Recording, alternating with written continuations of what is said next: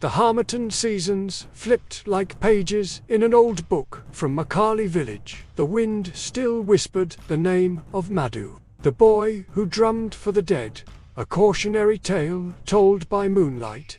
The elders would gather the wide-eyed children, their faces flickering in the firelight, and deliver the same solemn warning: never, ever strike a drum beneath the glow of a red moon.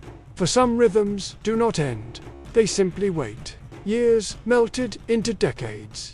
Madu's name faded, becoming a proverb spoken without its original fear. But the earth, patient and deep, never forgets what it swallows. And then there was Nara, a girl of 15 reigning seasons, with eyes like wet coal and a mind sharper than a machete's edge. She was born on a night when a comet blazed across the Makali sky, a fiery scar on the velvet darkness. The village midwife, holding her when she was born, and whispered a prophecy: a child born under a burning sky will either heal or destroy. Nara was a vessel of curiosity, always looking, questioning, always drawn to the whispers the wind carried. One dry, sun-baked morning, she was gathering firewood beneath the great, ancient Baobab tree that stood guard near the forgotten grove. Her fingers, tracing the patterns on the rough bark, brushed against something cold and foreign buried in the earth. She dug away the soil, her heart quickening with a sense of discovery. There it was, a cracked piece of carved wood, its surface swirling with cool designs that seemed to glow softly under the bright sun. As she cleared the last of the dirt away, the air around her grew thick and heavy. The wind, which had been rustling the leaves, sighed and fell silent, as if holding its breath like a sleeping drum.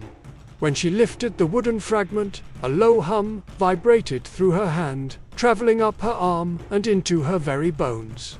It was a living sound, a deep and resonant heartbeat that seemed to emanate from the core of the world itself. That night, sleep was a stranger to Nara. The hum returned, not through her ears this time, but as a deep, internal thrumming. Doom, doom, doom.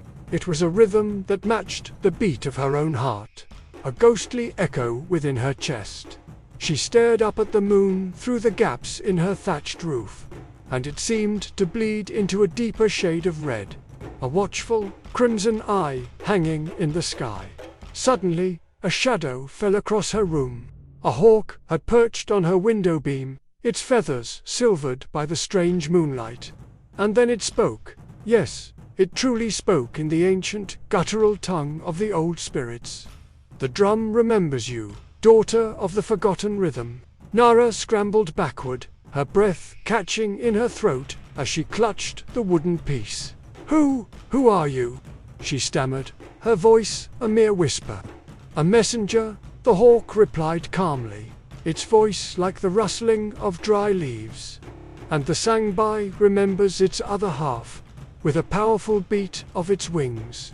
It took flight, scattering dust that shimmered and swirled like a cascade of falling stars. The hawk left, leaving only the echoing silence and the relentless hum in Nara's bones. Days passed, the hum grew louder, more insistent. A strange energy seemed to radiate from Nara. Water jars cracked as she walked past them. Goats bleated nervously at the sight of her shadow stretching across the ground. The village women began to whisper amongst themselves, their eyes filled with a mixture of fear and suspicion. "Bremer's curse walks again," they'd mutter, invoking the name of a long-dead drummer, and old tales of misfortune. Nara's mother, seeing the fear in their neighbors' eyes, forbade Nara from going near the forest. But for a girl like Nara, curiosity is a stronger drum than fear. One night, as thunder rumbled ominously behind the distant hills, Nara couldn't resist any longer. She followed the hum, the insistent pull that led her away from the sleeping village and into the dark, tangled depths of the grove. The rhythm guided her to a strange mound of red soil, pulsating with the sound that now consumed her senses. The hum came from beneath, Driven by an instinct she didn't understand, she began to dig with her bare hands. The soil was cool and soft, and soon her fingers hit solid wood. She unearthed the other half of the drum, larger and more intact than the piece she already held. As Nara brought the two fragments together, they fused in her hands with a blinding flash of light, becoming whole once more. From the deepest shadows of the grove, a figure wrapped in swirling smoke stepped forward her. It was neither man nor spirit, a shifting form of darkness and echoes. "You woke me, Nara," it said, and its voice was not one, but many, like 100 drums beating at once. "And now, you must finish what Madu began." Terrified but curious, Nara was shaking. She stands firm, waiting to unveil what lies ahead. At dawn, an unnatural silence fell over Makali. No roosters crowed to greet the sun. No breakfast fires sent smoke curling into the morning air. Every drum in the village, from the grand ceremonial drums to the smallest talking drum used for sending messages, had split open overnight, their skins torn and their bodies broken. The elders gathered in the village square, their faces etched with deep concern, waiting to hear from Pa Musa's granddaughter, Oriaruba, the priestess. She was oldest woman in Makali village, a priestess whose skin is like a beautiful map of wrinkles and wisdom, raised her voice. "The red moon returns," she declared, her words carrying the weight of prophecy. "The rhythm has found a new bearer." As the words left her lips, a sound drifted from the forest.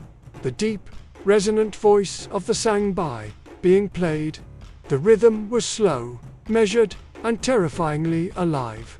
The villagers, drawn by a mixture of fear and irresistible compulsion, followed the sound. It led them to the grove, where they found Nara. She sat on the red earth, her eyes glowing with a faint, supernatural light, fulfilling the prophecy. Her hands moved over the drum's surface as if guided by unseen arms, pulling a powerful, ancient rhythm from its heart. All around her, the spirits of the ancestors danced, their forms flickering between mist and flame, drawn by the song of the reborn Sangbai. The spirit that had spoken to her in the grove revealed its face. It was a haunting visage, half the youthful face of the long-lost Madu, half something far older and deeper. It spoke not in words, but in pulses of rhythm that vibrated through the air, and somehow Nara understood every beat. The Sangbai was not cursed, it was unfinished. The spirit proclaimed, "Years ago, Madu opened a gate between the living and the dead, but he never figured out how to close it. Yet, the tear between worlds had remained, a silent wound upon the village of Makali." Nara now knew her purpose. She must play the rhythm of two worlds, a song so complex and sacred, it could mend the fabric between life and death. But the spirit's message came with a heavy price. Each beat she played, each note that restored the balance, drew a fraction of her own life force away. To restore balance, the spirit's rhythm pulsed. A drummer must give what was taken. Despite the cost, Nara played. Her arms moved like flowing rivers, her heartbeat perfectly synced with the deep pulse of the earth. Lightning, silent and white, flashed in the sky above. The red moon seemed to weep tears of light that streamed down through the forest canopy. On the spur of the moment, she was not alone. From the shimmering air, the shadows of old drummers appeared, ancestors who had once played for kings and gods.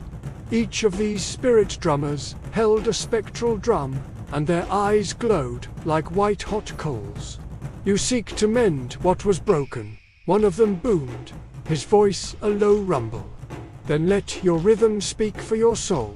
They began to play, circling her, their beats growing faster, louder, a spiritual storm of sound challenging her spirit, testing her resolve.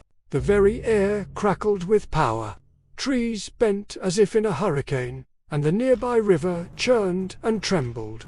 But Nara, fueled by a fire in her heart, struck her drum with a new ferocity. Her rhythm cut through their thunderous challenge. It was wild and untamed, yet pure and unwavering. Then she closed her eyes and drummed in silence. No sound came from the Sangbai. Every phantom drum fell silent. Not a single beat touched the air. Yet every spirit froze. Every ancestor lowered their hands. The storm of sound ceased.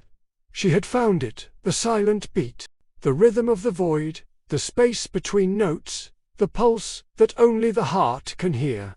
The ancestor drummers bowed their heads in respect. The storm stopped. As the first light of dawn broke through the trees, the red moon faded into a pale, gentle gold. One by one, the spirits of the ancestors rose, their forms dissolving into the morning wind. The Sangbai in Nara's hands pulsed with a soft, warm light one last time, then crumbled into fine, harmless dust that trickled through her fingers. A faint smile touched her lips, and she fell softly onto the earth. But this time, death did not claim the drummer.